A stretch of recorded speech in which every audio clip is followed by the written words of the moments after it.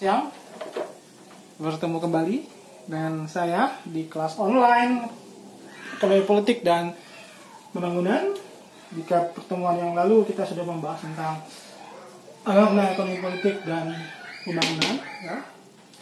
Pembangunan bisa dilihat dari aspek economic growth, modernisasi, industrialisasi, bisa juga dari kualitas sumber daya manusianya, atau yang lain banyak perspektif terhadap pembangunan.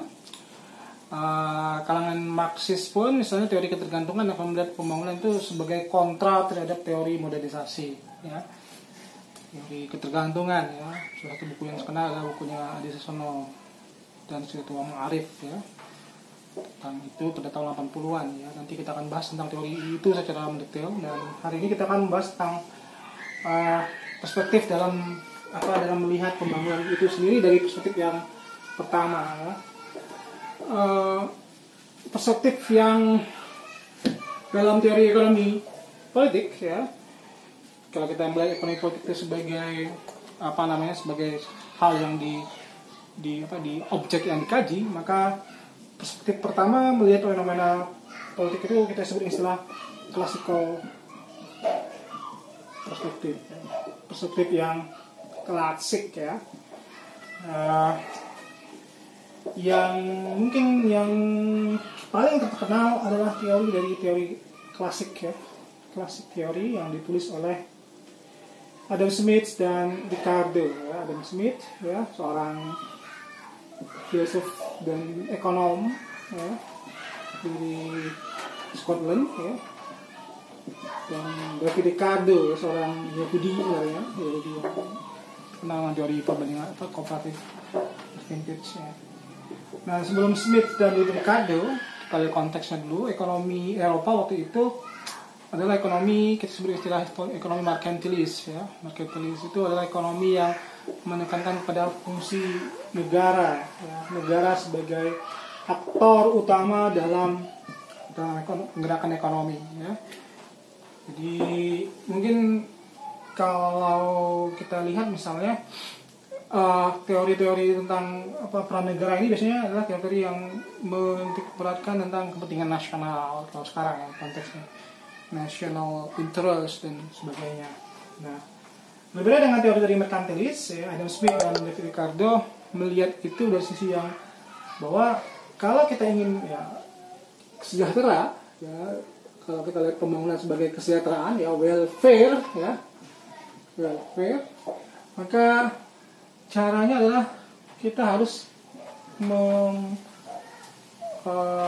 menghapus peran negara itu, ya.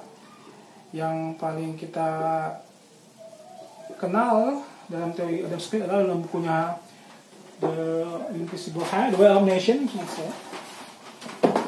ya, teori Wealth of Nation. Dia menulis tentang bagaimana mekanisme, istilah mekanisme invisible hand, tangan-tangan yang tak kelihatan. Intinya adalah bahwa invisible hand itu mengatakan bahwa manusia itu bisa menggerakkan ekonomi, ya, masyarakat itu bisa menggerakkan ekonomi dalam titik equilibrium, ya, kalau kurva di ekonomi itu, ya, itu dengan sendirinya, ya, tanpa perlu intervensi negara, ya. Nah, mengapa? Ini pertanyaan yang menarik. Mengapa, ya, bisa dengan sendirinya, ya? Yang terkenal dari perkataan Adam Smith adalah, ya, dalam penjelasan itulah, it is not from the benevolence of the butcher, the brewer, and the baker that we expect our dinner, but from the regards of their interests. Ya. Jadi bukan karena kebaikan dari tukang roti, tukang daging, atau tukang minum, pembuat minumannya, atau tukang roti, ya, kita mendapatkan makan malam kita, ya, tapi from the regard to the tapi karena penghargaan mereka terhadap interest kepentingan mereka sendiri, ya.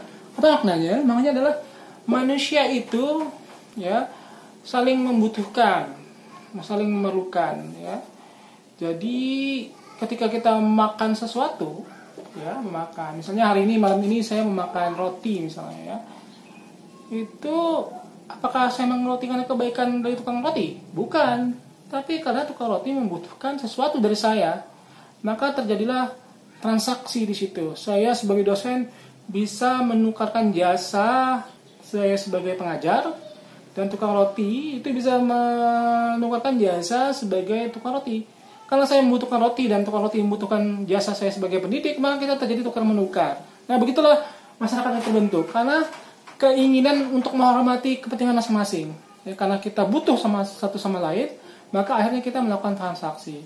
Nah, dalam melakukan transaksi itu kita tidak butuh intervensi negara. Dengan sendirinya maka kita akan bertransaksi, akan bernegosiasi, akhirnya menciptakan yang disebut dengan istilah equilibrium. Jadi itulah teori yang dikenal dengan istilah teori invisible hand yang oleh Adam Smith ya. Jadi berbeda dengan yang sebelumnya, teori-teori merkantilis mengatakan bahwa untuk mencapai kesejahteraan itu, welfare itu, kita butuh yang namanya apa?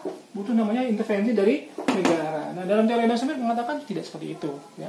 Kalau dalam pengantar ekonomi, teori ekonomi, ya pengantar ilmu ekonomi misalnya kita telah membahas kenapa misalnya intervensi dari negara ketika menetapkan harga itu jelek, ketika menaikkan harga itu jelek.